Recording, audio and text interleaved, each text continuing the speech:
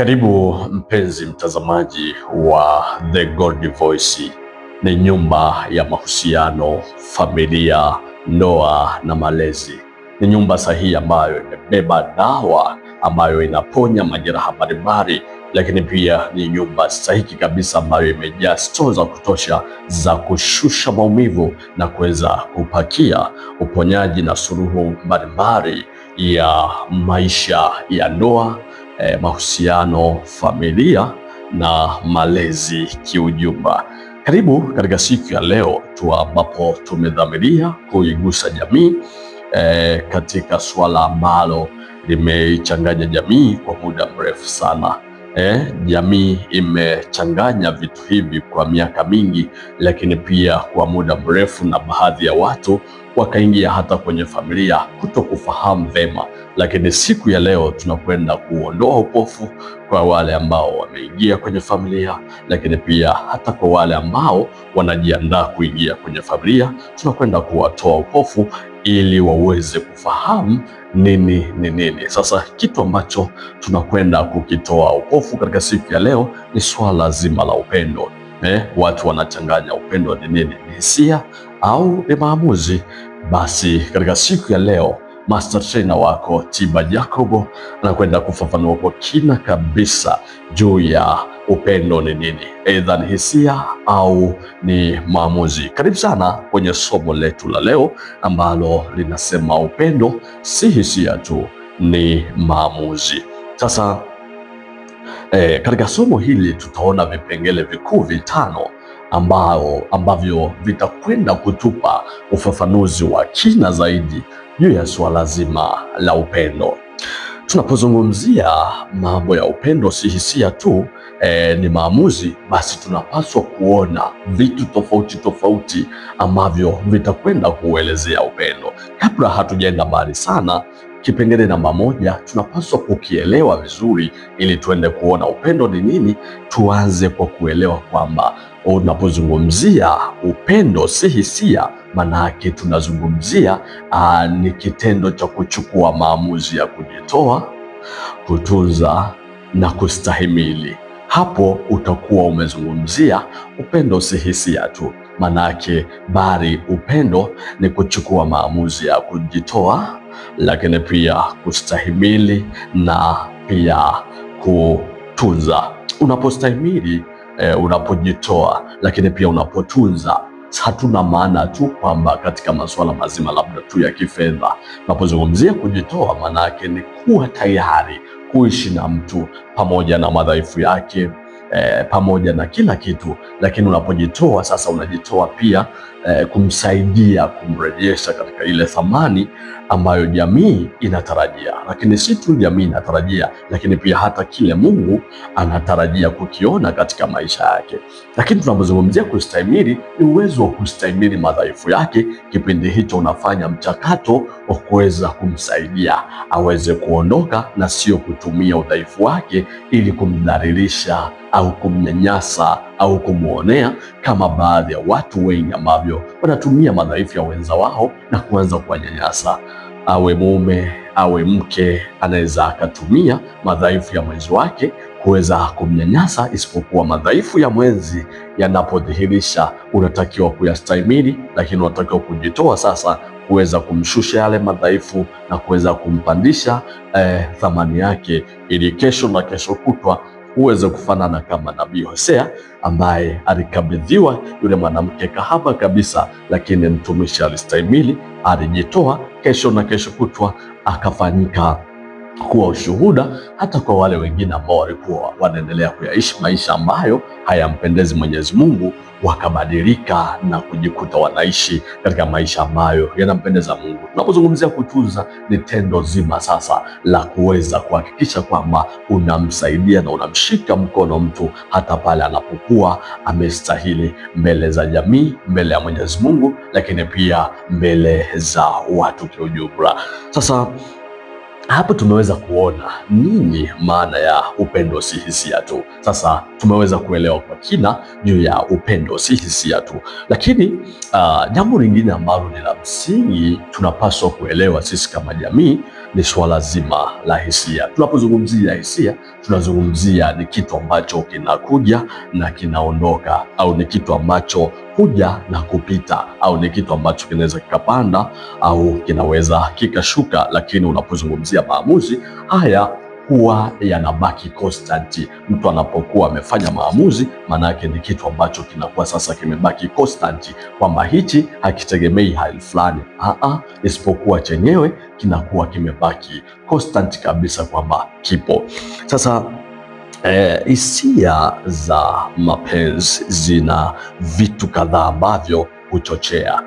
Hisia zina vitu ambavyo vikiwepo basi lazima ziweze kupanda, na vikitoweka basi vina uwezo kabisa wa kushuka au kutoweka kwa huo muda husika. Hasa moja ya vitu ambavyo vinaweza vikachochea hisia kuweza kupanda ni pamoja na mvuto wa mwili. Mvuto wa mwili. Unapozungumzia mvuto wa mwili, manake unazungumzia muonekano wa mtu. Muonekano wa mtu una uwezo wa kuongeza au wa kuweza kupandisha kiwango cha hisia. Sasa mvuto umepelekea baadhi ya watu kuingia moja kwa moja pia hata kwenye ndoa kwa kutumia mvuto tu, kwamba mtu ametumia kama mvuto ndio kigezo cha kuweza kumpata mwenzi, awe mwanamume au awe mwanamke. Mwingine ametumia kama kigezo cha kuweza kupata mwenzi, lakini si kitu sahihi kabisa, kwa sababu mvuto ni kwa ajili tu ya hisia, lakini sio kwamba ni kipengele cha wewe kuweza kumpata mwenzi. Lakini pia mvuto unakuwepo kwa sababu tu ya muonekano. Ndio maana kuna mtu mwingine anaweza akaingia kwenye mahusiano na mtu kwa sababu tu ya ule mvuto wa mtu ambaye ameweza kumuona, lakini at the end of the day ukijua kwamba mvuto unaweza ukatoweka, ukaongezeka au ukabadilika kabisa. Lakini kitu kingine ambacho kinaweza kikaongeza kiwango cha hisia ni maneno matamu. Tunapozungumzia maneno matamu, kuna watu wanajua kuongea. Sasa mtu mwingine anaweza akajikuta ameingia katika mahusiano na mtu kwa sababu tu ya utamu wa maneno.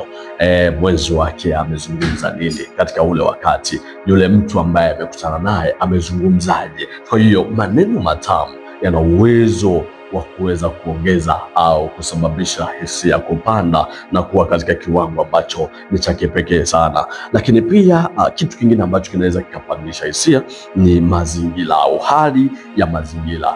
Tunapozungumzia mazingira, kuna aina mbili ya mazingira.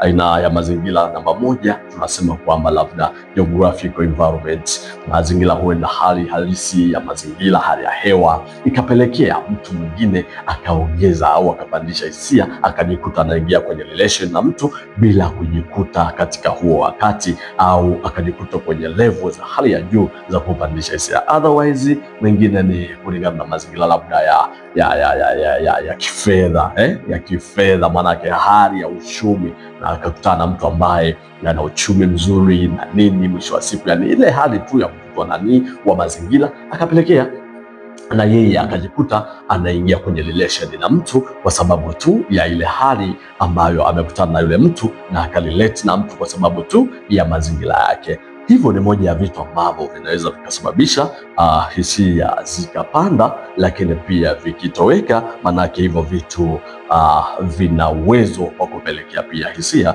zikashuka au kuondoka. Lakini baada ya muda mwili unabadilika, lakini pia mazingira yanabadilika na hisia kupungua.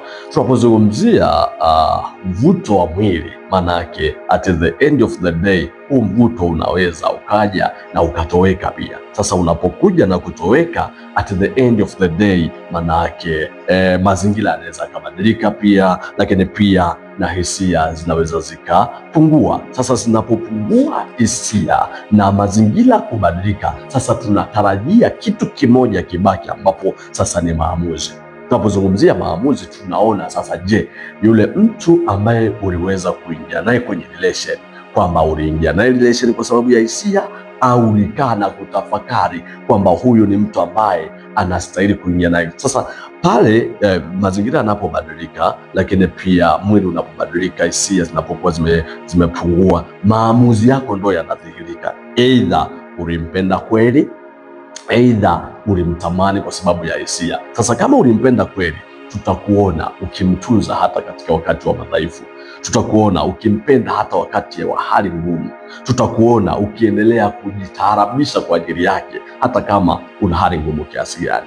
Sasa unapodhihirisha maamuzi haya ya kuendelea kumtunza hata yale mambo yamebadilika, maana yake mvuto wake umepungua, mwili wake umebadilika na kila kitu kimepungua, hisia zimepungua. Sasa maamuzi yako ya kuishi naye tunaanza kuyadefine pale kwamba ukiendelea kuishi naye maana yake ulimpenda kweli kwa akili na moyo, na ulifanya maamuzi ambayo yaliambatana na busara. Manake haukusukumwa na akili na hisia, ila kama ukiwa umesukumwa na hisia, manake hivi vitu vinapotoweka, manake na hisia zako zinakata, maamuzi yako yanaonekana kwamba sasa wewe hauko tena tayari kukaa naye. Kwa sababu gani? Uliingia naye kwenye relation, uliingia naye kwenye ndoa ni kwa sababu tu ya mvuto ambaye alikuwa nao, ni kwa sababu ya mazingira yaliyokuwepo, au ni kwa sababu tu hisia zako zilikupanda, mvuto wake ukakuvuta, ukaingia naye kwenye relation moja kwa moja. Sasa hichi ndicho kipengele ambacho tulikuwa tunatakiwa kukiangalia kwa namba moja, kwamba kumbe usiingie kwenye relation kwa sababu tu ya hisia, usiingie kwenye ndoa kwa sababu tu ya mvuto wa mwili, ya mazingira ambayo uko nayo, au kwa sababu tu ya kiwango cha maneno matamu ambayo umeambiwa na mtu. Maneno yanaweza yakawa matamu sana, lakini at the end of the day hayo huwa yanapelekea watu wanaanza kulia, wanaanza kuumia. Lakini kitu ambacho kinakuhalalishia kwamba wewe unatakiwa kuingia kwenye ndoa ni maamuzi ya akili, ukiambatanisha na moyo wako kwamba huyu mtu leo napenda kuingia naye kwenye ndoa. Ni kwa sababu zipi za msingi? Ni kwa sababu zipi mimi naingia naye kwenye relation na yeye? Maana yake ukifanya maamuzi ya kinifu ya akili na moyo, at the end of the day, hata mvuto wake ukitoweka, utabaki naye. Hata kwenye hali ngumu utabaki naye. Ingia kwenye relation na mtu kwa maamuzi ya akili na moyo, wala usisukumwe na hisia, wala usisukumwe na mvuto wake, wala usisukumwe na mazingira yake, wala usisukumwe kwa sababu ana maneno matamu. Never. Maisha sio maneno matamu. Maisha ni maamuzi sahihi ya akili na moyo pia. Sasa kipengele kingine ambacho tunatakiwa kuona, ambacho pia kinatuelezea upendo ni nini. Sasa tunaona rejelea mbalimbali kwenye Biblia, lakini nitachambua tu rejelea mojawapo ambayo inatoka katika kitabu cha Wakorintho wa kwanza sura ya 13 na mstari wa 4 hadi wa 7. Nitanukuu maneno machache tu ikisema kwamba upendo huvumilia, hufadhili.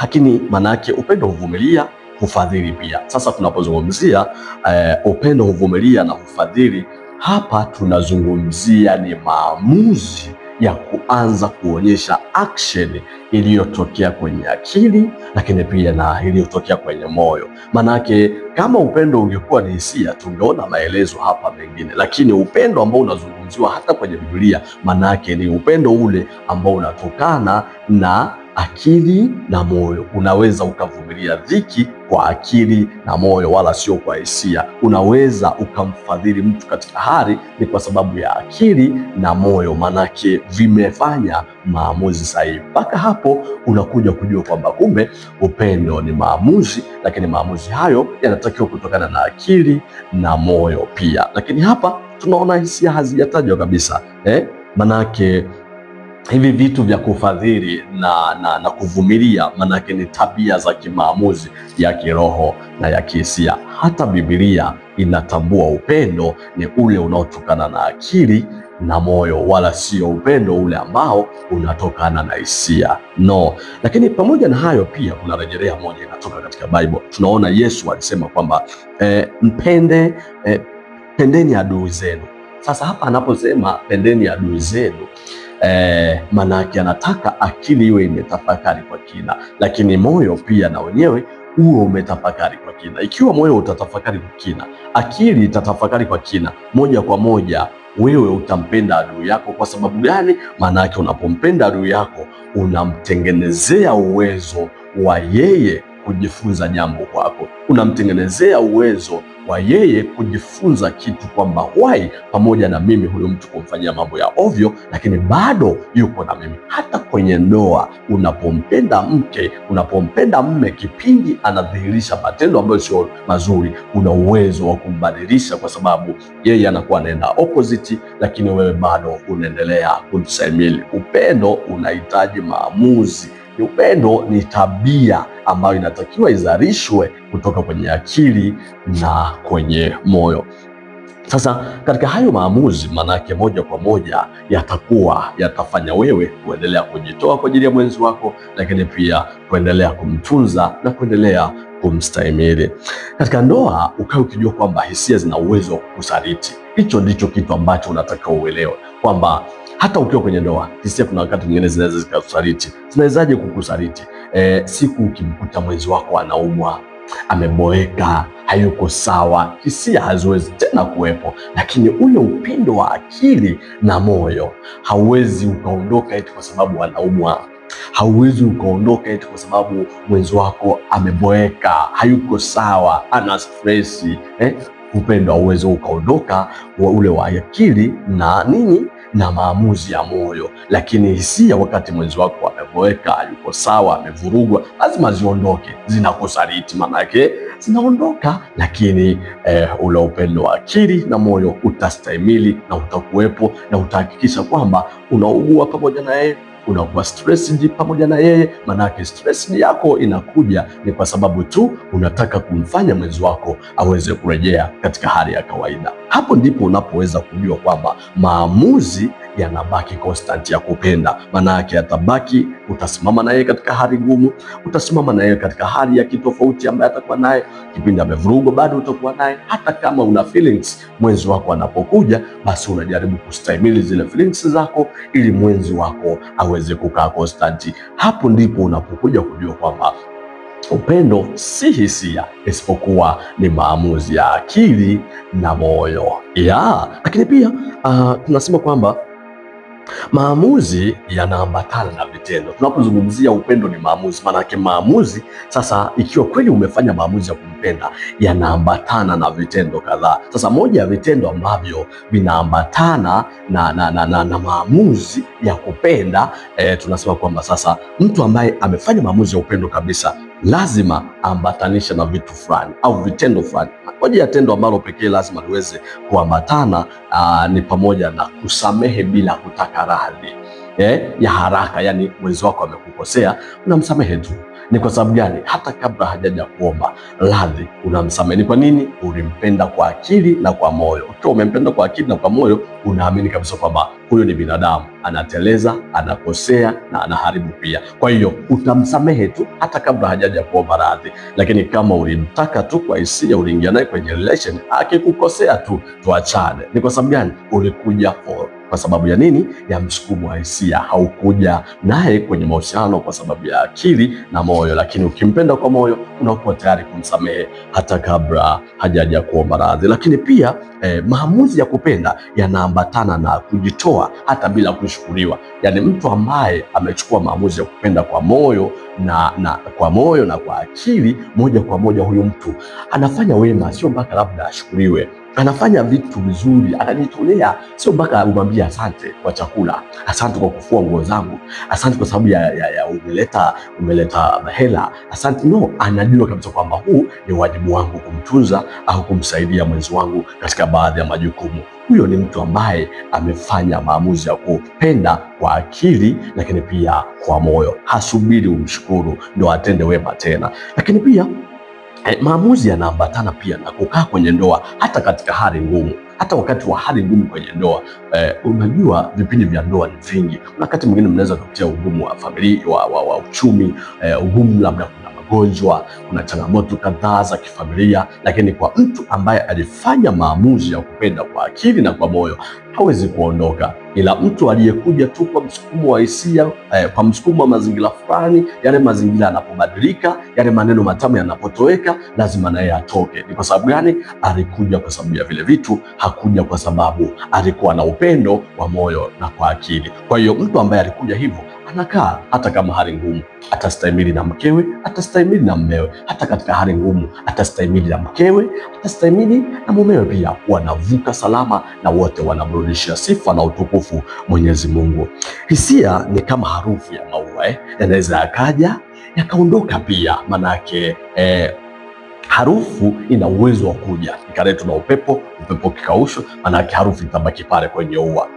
Lakini tunasema kwamba maamuzi ni mizizi ambayo itapepea pamoja na mti hata wakati wa upepo unapokuwa umekuja. Sasa stili lazima wewe uweze kuchukua maamuzi sahihi ya kupenda, wala sio kwa sababu ya msukumo wa hisia, ambayo hisia yenyewe inaangalia mvuto wa mwili, utamu wa maneno, mazingira fulani au hali ya mazingira. Hivi ni moja ya vitu ambavyo vina uwezo wa kusababisha hisia zikaerupt, lakini maamuzi yanaambatana na matendo matukufu: kusamehe, kustahimili, kuweza kuishi katika kila aina ya hali.